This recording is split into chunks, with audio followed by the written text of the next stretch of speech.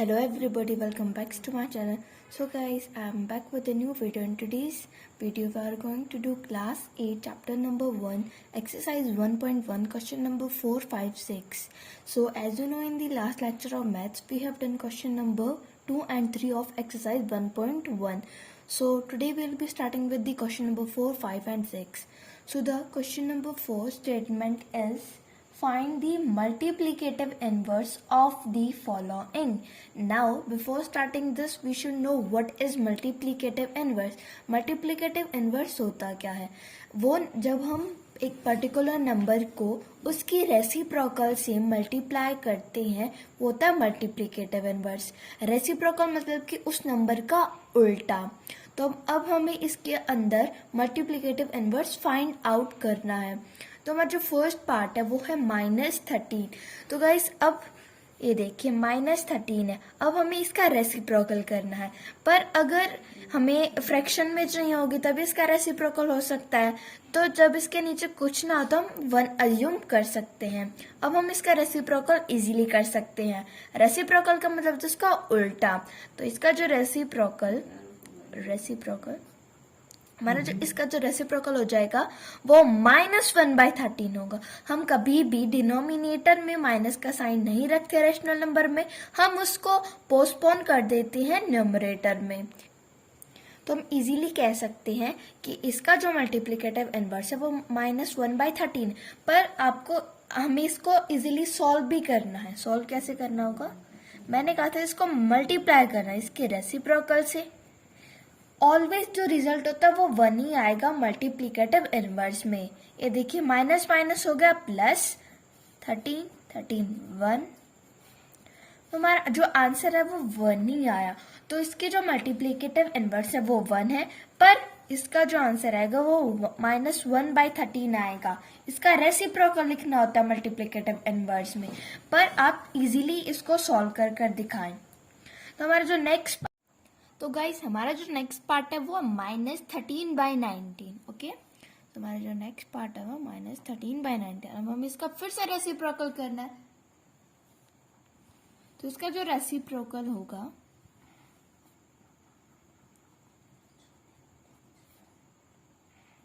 -19/13 होगा. अब हमें इसको फ्रैक्शन में अब हम इसका इजीली रेसिप्रोकल कर सकते हैं. मैंने आपको बताया था कि हमें डिनोमिनेटर में कभी भी माइनस का साइन नहीं रखना होता, हम उसको पोस्टपोन करते हैं न्यूमरेटर में. तो इसका जो रेसिप्रोकल होगा वो -19/13 होगा. अब हम इसको सॉल्व भी करके दिखा सकते हैं. -13/19 हम इसको मल्टीप्लाई करना है इसके रेसिप्रोकल से. अब फिर से माइनस माइनस प्लस होगा, फिर से कट गए. हमारा जो रिजल्ट है वो 1 ही आया. हमारा रिजल्ट क्या है? 1 आया.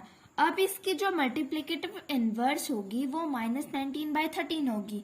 आप आंसर लिखें और इक्वल्स टू में -19/13 लिखें और नीचे सॉल्यूशन करें.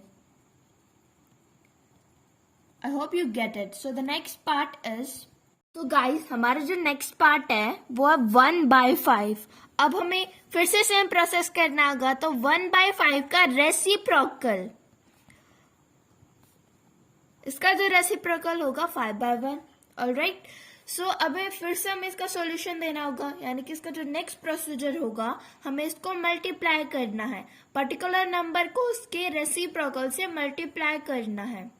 फिर से कट आउट हो जाएंगे. इसका जो आंसर आएगा वो 1 आएगा, पर जो मल्टीप्लिकेटिव इनवर्स होगा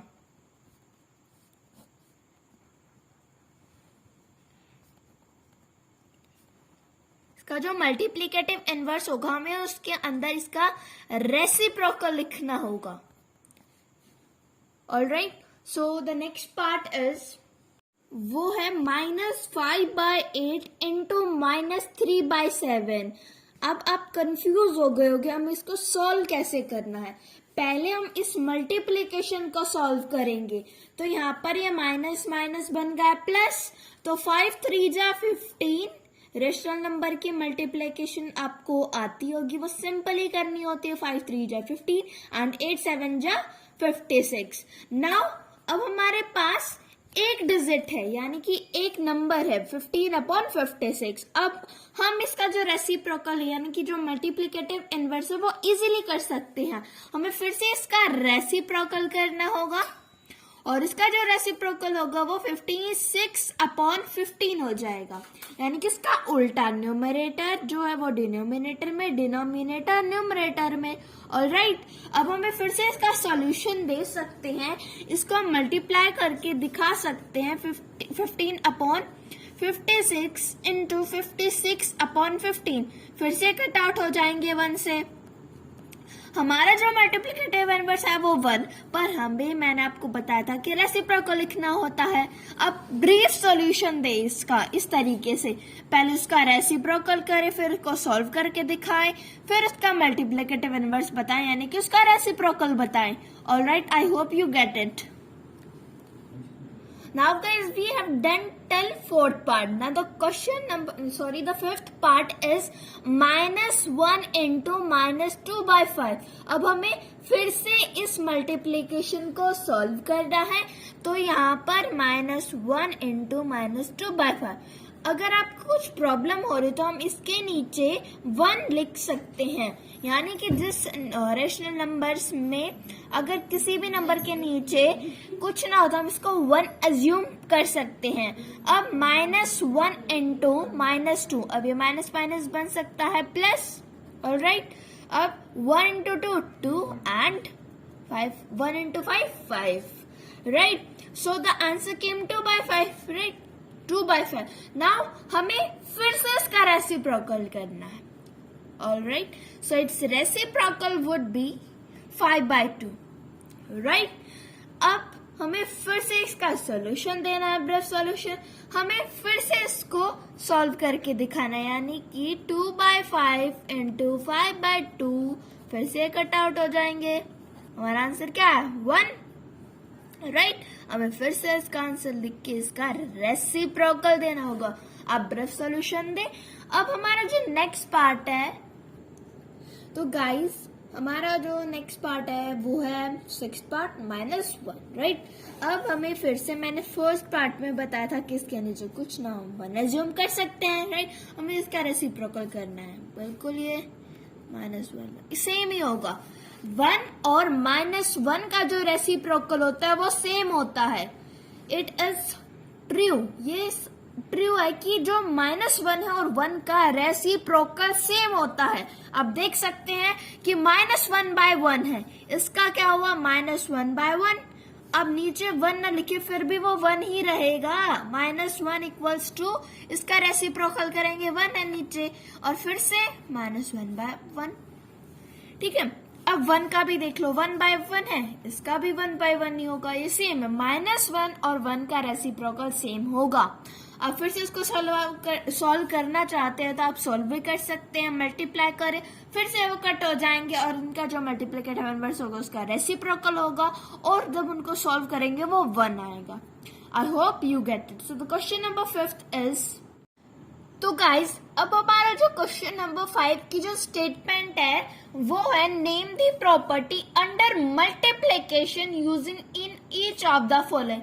अब हमें प्रॉपर्टी बतानी है। अब 4 ऑपरेशंस होते हैं, अब इसमें थर्ड ऑपरेशन के बारे में बात हुई, यानी कि मल्टीप्लिकेशन के बारे में बात हुई, यानी कि प्रॉपर्टी और मल्टीप्लिकेशन बतानी है। तो हमारा जो फर्स्ट पार्ट है वो है -4/5 into 1 equals to 1 into -4/5 equals to -4/5। आप इजीली इसको देख के बता सकते हैं कौन सी प्रॉपर्टी है। आप साइड में सारी प्रॉपर्टी के बारे में हम 1 by 1 करके डिस्कस करेंगे। पहले होती है क्लोजर प्रॉपर्टी। इसमें हम a into b equals to c होती है, पर ये तो इतने सारे डिजिट्स हैं, यानी कि इसको हम a अज्यूम करें, 4/5 को इंटू 1 को हम b अज्यूम कर लें, a into b equals to a। ये तो हो ही नहीं सकती क्लोजर प्रॉपर्टी, तो क्लोजर प्रॉपर्टी हो ही नहीं सकती। उसके बाद है कम्यूटेटिव प्रॉपर्टी। अब हमारी जो कम्यूटेटिव प्रॉपर्टी वो कौन सी होती है? a into b equals to b into a, फिर से नहीं होने वाली है, हम इसको हम ए अज्यूम करें इंटू बी अज्यूम करें इक्वल्स टू बी, तो हो ही नहीं सकता। हाँ सॉरी बी होगा, sorry I am really sorry, यहाँ पर बी आएगा इंटू ए है इक्वल्स टू ए आएगा, पर यहाँ पर तो यहीं तक ही है, यहाँ पर यहीं तक है, तो ये फिर से कम्यूटेटिव प्रॉपर्टी नहीं होगी। तो हमारी जो नेक्स्ट प्रॉपर्टी है वो है एसोसिएटिव प्रॉपर्टी। हमारी जो नेक्स्ट प्रॉपर्टी है वो एसोसिएटिव प्रॉपर्टी। एसोसिएटिव प्रॉपर्टी में होता है a into b into c equals to a into b bracket into c. अब फिर से नहीं हो रहा, यहाँ पर तो ब्रैकेट है, यहाँ पर तो इस हमारी जो फर्स्ट पार्ट है उसमें तो कहीं ब्रैकेट दिख ही नहीं रहा, तो फिर से ये नहीं होगी। हमारी जो नेक्स्ट अब सारी प्रॉपर्टी होगी, यानी कि अब एक प्रॉपर्टी बची है, वो है डिस्ट्रीब्यूटिव प्रॉपर्टी। पर हम डिस्ट्रीब्यूटिव प्रॉपर्टी की बात करें, पर उसमें दो ऑपरेशन होते हैं, एडिशन और सब्ट्रैक्शन, मल्टीप्लिकेशन की तो बात ही नहीं होती, फिर से डिस्ट्रीब्यूटिव प्रॉपर्टी नहीं होगा। पर अब दो प्रॉपर्टी तो नहीं होगी, पर वो पार्ट्स होते प्रॉपर्टी, यानी कि मल्टीप्लिकेटिव इनवर्स और एडिटिव इनवर्स। तो हम फिर से देखेंगे मल्टीप्लिकेटिव इनवर्स, एडिटिव इनवर्स और मल्टीप्लिकेटिव आइडेंटिटी। तो मल्टीप्लिकेटिव इनवर्स अभी बताया था कि उसके अंदर रेसिप्रोकल करते हैं इस नंबर का, पर यहाँ पर -4/5 है, उसका तो रेसिप्रोकल हुआ ही नहीं है, तो फिर से नहीं होगा मल्टीप्लिकेटिव इनवर्स। एडिटिव इनवर्स भी नहीं होगा। फिर आता है मल्टीप्लिकेटिव आइडेंटिटी। हाँ बिल्कुल, आपने सही सुना, मल्टीप्लिकेटिव आइडेंटिटी। हाँ बिल्कुल, जो मल्टीप्लिकेटिव आइडेंटिटी है इस पार्ट में मल्टीप्लिकेटिव आइडेंटिटी ही है, यानी कि इसमें हम एक नंबर को मल्टीप्लाई करते हैं 1 से, वो कितनी ही बार करें या फिर 1 को मल्टीप्लाई करते उस नंबर के साथ।